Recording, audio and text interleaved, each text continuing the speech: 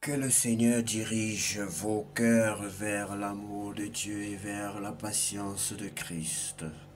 Que le Seigneur dirige vos cœurs vers l'amour de Dieu et vers la patience de Christ.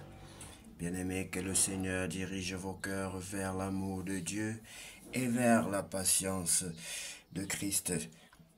2 Thessaloniciens chapitre 3, verset 5. Bonjour bien-aimés. C'est l'heure de la prière et de la repentance, Seigneur, en ce matin. Nous venons te louer et te remettre cette journée avec foi et confiance.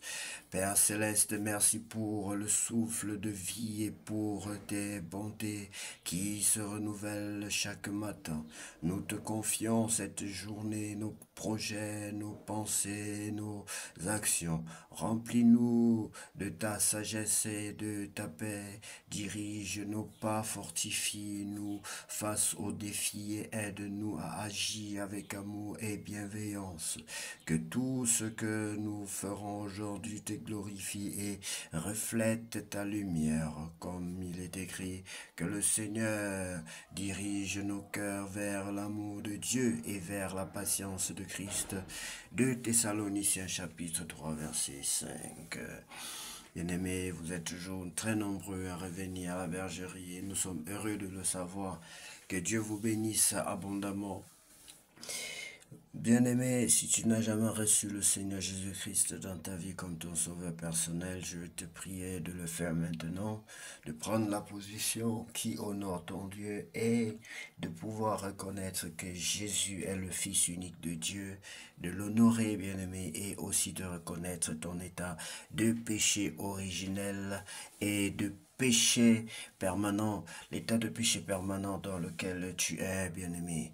Oui, si tu es prêt, si tu reconnais que ces choses sont vraies et que tu veux sortir de cet état, il n'y a que Christ seul qui peut t'amener à sortir de l'état du péché originel pour t'amener dans un état nouveau, dans son royaume, dans un état de sainteté, dans un état différent de l'état initial dans lequel tu verras ton Dieu, tu pourras l'écouter, tu pourras t'approcher de Dieu, car Dieu n'a pas de relation avec le pécheur.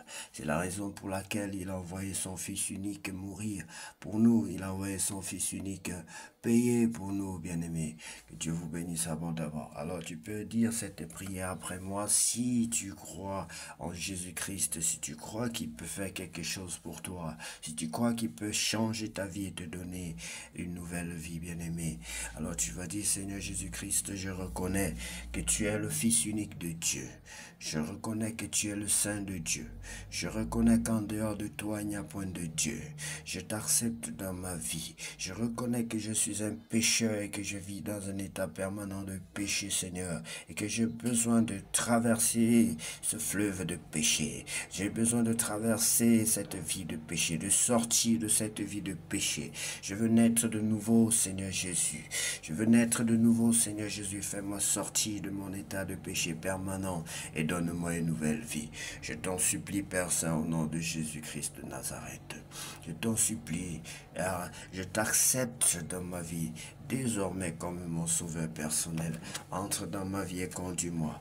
Entre dans ma vie et délivre-moi. Entre dans ma vie et sauve-moi. Donne sens à ma vie, Seigneur. Je t'en supplie au nom de Jésus-Christ de Nazareth. Bien-aimés, nous allons lire la parole de Dieu dans le livre de Romains chapitre 8. L'Esprit de Dieu rend libre. Maintenant, ceux qui sont unis au Christ Jésus ne peuvent plus être condamnés. En effet, quand quelqu'un est uni au Christ Jésus, la loi pour lui, la loi pour lui, c'est l'Esprit Saint qui donne la vie. Amen. Cette loi m'a libéré de la loi du péché et de la mort. La loi de Moïse ne pouvait pas faire cela parce que la faiblesse des êtres humains l'a empêché d'agir, mais Dieu a pu le faire. Il a envoyé son Fils dans un corps semblable à celui des pécheurs pour les libérer du péché. Par là, Dieu a condamné le péché qui agit dans les êtres humains. Il a agi ainsi pour que nous soyons capable de vivre comme la loi le demande. Ainsi, ce n'est plus une façon de voir humaine qui nous dirige, c'est l'Esprit Saint. En effet, ceux qui suivent leur façon de voir obéissent à leurs désirs humains, mais ceux qui suivent l'Esprit Saint obéissent à ce que l'Esprit désire. Quand quelqu'un suit ses désirs humains, il va vers la mort. Quand quelqu'un suit l'Esprit Saint, il va vers la vie et vers la paix. Oui, les désirs humains sont ennemis de Dieu. Ils n'obéissent pas à la loi de Dieu. Pour eux, c'est même impossible. Et ceux qui suivent ces désirs ne peuvent pas plaire à Dieu. Or, vous ne suivez plus ces désirs, vous suivez l'Esprit de Dieu parce qu'il habite en vous. Si quelqu'un n'a pas l'Esprit du Christ, il n'appartient pas au Christ. Si quelqu'un n'a pas l'Esprit du Christ, il n'appartient pas au Christ. Mais le Christ est en vous. Bien sûr, votre corps va mourir à cause du péché, mais puisque vous avez été rendu juste, l'Esprit Saint vous donne la vie. Dieu a réveillé Jésus de la mort. Si l'Esprit de Dieu habite en vous, ce Dieu qui a réveillé le Christ de la mort donnera la vie par son Esprit à vos corps qui doivent mourir. C'est pourquoi, frères et sœurs, vous avez une dette. Ce n'est pas envers nos désirs humains que nous avons une dette. Nous ne devons pas vivre comme il le demande. Si vous vivez en suivant ses désirs, vous mourrez. Au contraire, si vous avez l'aide de l'Esprit Saint, vous faites disparaître vos façons de faire égoïstes. Vous vivrez. En effet, tous ceux que l'Esprit de Dieu conduit sont enfants de Dieu. Et l'Esprit que vous avez reçu ne fait pas de vous des esclaves qui ont encore peur, mais il fait de vous les enfants de Dieu. Et par cet esprit, nous crions vers Dieu et lui, en lui disant, Abba Père. L'Esprit Saint lui-même nous donne ce témoignage, nous sommes enfants de Dieu. Alors, si nous sommes enfants de Dieu, nous recevrons en partage les biens promis par Dieu à son peuple.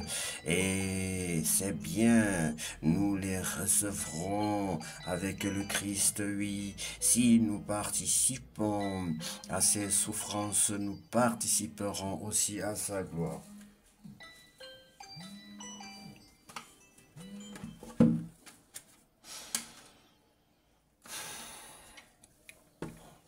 Dieu veut faire participer les êtres humains à sa gloire. Comparons les souffrances d'aujourd'hui avec la gloire que Dieu nous montrera clairement plus tard. À mon avis, elles sont peu de choses. Oui, le monde créé par Dieu attend avec impatience le moment où Dieu montrera la gloire de ses enfants. Ce monde est tombé sous le pouvoir de forces qui n'ont aucune valeur. Ce n'est pas lui qui a voulu cela, mais c'est Dieu qui l'a mis sous ce pouvoir. Pourtant, il y a encore de l'espoir pour ce monde. Lui aussi, il sera libéré des forces qui le détruisent et qui le rendent esclave. Alors il participera à la liberté et à la gloire des enfants de Dieu. Nous le savons, tout le monde crée, gémit et souffre encore maintenant comme une femme qui accouche, mais il n'est pas le seul.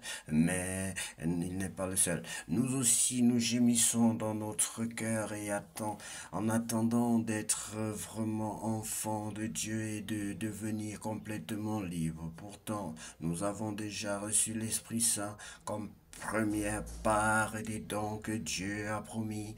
En effet, nous sommes sauvés, mais en espérance seulement. Quand on voit ce qu'on espère, on n'appelle plus cela espérance. Les choses qu'on voit, est-ce qu'on peut encore les espérer? Espérer ce que Nous ne voyons pas, c'est l'attendre avec beaucoup de patience. De plus, l'Esprit Saint aussi vient nous aider, nous qui sommes faibles. Nous ne savons pas prier comme il faut. Alors l'Esprit Saint lui-même prie pour nous avec des gémissements que la bouche ne peut pas redire. Mais Dieu voit le fond des cœurs. Il sait ce que l'Esprit veut demander. Oui, l'Esprit Saint prie comme Dieu le veut pour ceux qui lui appartiennent. Nous savons encore une chose, Dieu fait tout pour le bien de ceux qui ont de l'amour pour lui. Ceux-là, il les a appelés selon son projet. En effet, ceux que Dieu a choisis d'avance, il a aussi décidé d'avance de les faire ressembler à son Fils. Ainsi, son Fils sera l'aîné d'une grande famille.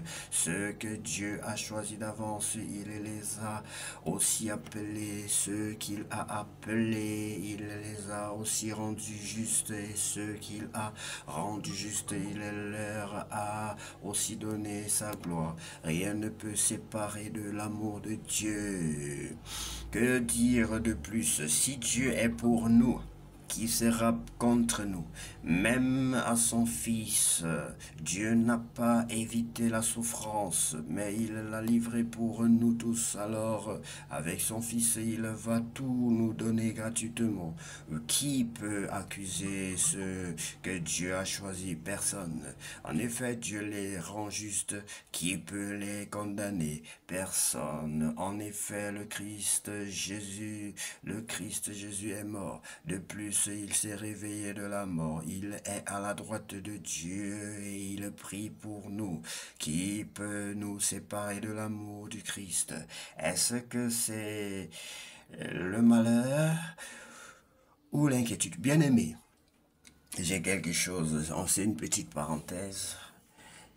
Sachez que Dieu est un Père. Ça, tout le monde le dit, mais on ne le réalise pas souvent. Et Dieu dit ceci: ne faites pas aux autres ce que vous n'aimerez pas qu'on vous fasse. Généralement, on applique ce passage à nos amis, à 80%. Mais on oublie d'appliquer ce passage entre nous et nos enfants. Bien-aimés, ce n'est pas parce que c'est ton enfant que cette règle ne s'applique pas. Ce que tu ne veux pas qu'on te fasse, ne le fais pas aussi à ton enfant. Père, sache que tu es l'enfant aussi quelque part. Un père est un père, mais il est aussi un enfant. Donc si tu veux que Dieu qui est ton père te traite bien ton enfant. Si tu accables ton enfant, Dieu va t'accabler. Surtout les enfants innocents bien-aimés. Il y a des familles dans lesquelles le papa et la maman se sont séparés et le papa abandonne l'enfant. Quel est le problème de l'enfant dans votre problème? Là, les anges des enfants sont puissants, bien-aimés. Tes affaires peuvent être bloquées. Et tes affaires seront bloquées. Mais si tu te bats pour l'enfant, tu t'occupes de ton enfant, sache que Dieu va te récompenser au centuple. Parce que Dieu qui est le Père, bien-aimé, ce que tu vas faire à ton enfant, Dieu ne va pas venir faire juste pareillement. Il va montrer qu'il est Dieu. Mais si c'est la loi qui s'applique entre les hommes, ça peut être à égale partie. C'est-à-dire que on te fait comme tu as fait. Comme on dit œil pour œil, dent pour dent à l'époque, c'est-à-dire c'est une façon de parler. Mais avec Dieu, s'il a dit que si tu fais quelque chose en tant qu'enfant, mais comme tu es son enfant et lui il est ton père, si tu as donné 10, si tu as donné 5 000, il va te donner 500 000. Occupez-vous bien de vos enfants bien-aimés. Faites l'expérience et vous viendrez témoigner. Vous viendrez témoigner. Vous verrez. Quand vous allez aider votre enfant, pensez au centuple. Vous serez des bons pères. Dieu veut que vous soyez des bons pères. Et pour cela, cette loi s'applique aussi à vous. Donc, bien aimé, c'est une parenthèse, on va continuer, nous sommes au verset 35.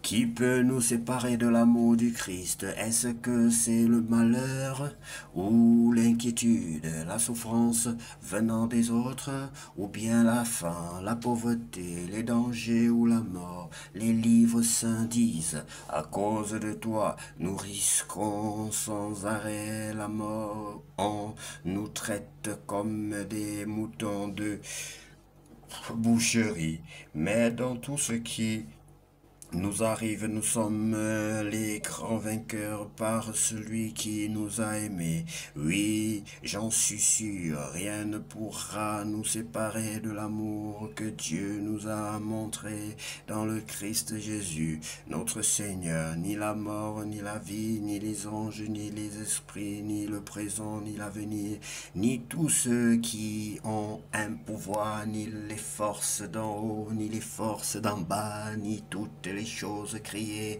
rien ne pourra nous séparer de l'amour de Dieu. Excellent. Bien-aimé, j'aime ce passage. Rien. C'est-à-dire que Christ te rachète. Imaginez que vous achetez une maison. Les hommes peuvent peut-être vous violenter, la justice peut être injuste, peut appliquer des règles injustes et vous arracher votre bien. Mais qui est assez fort pour reprendre ce que Jésus, lui, il a racheté au prix de son sang? Bien-aimé, que Dieu vous bénisse. On va se séparer momentanément à travers cette interrogation. Méditez bien sur ça. Que Dieu vous bénisse abondamment et que cette journée soit la plus belle, soit la plus enrichie de toutes les journées vécues sur cette terre. Au nom de Jésus-Christ, nous allons ainsi prier. Amen. Je sais que tu es là, Saint-Esprit.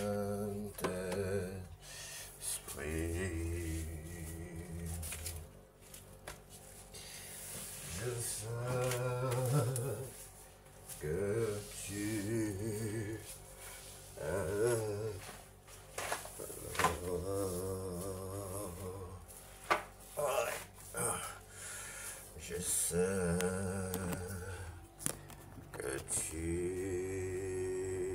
es là. Je sais que tu es là,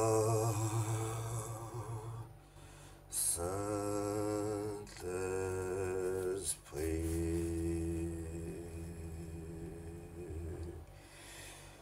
Je sais que tu es là.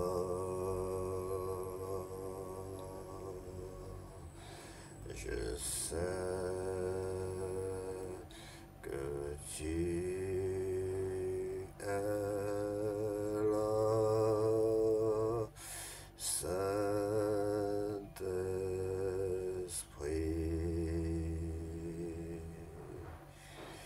Je sais que tu es là.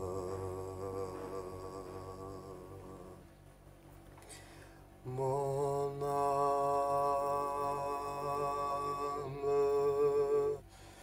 te bénit.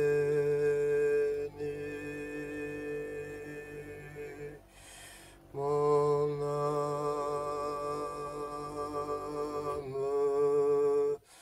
te bénit.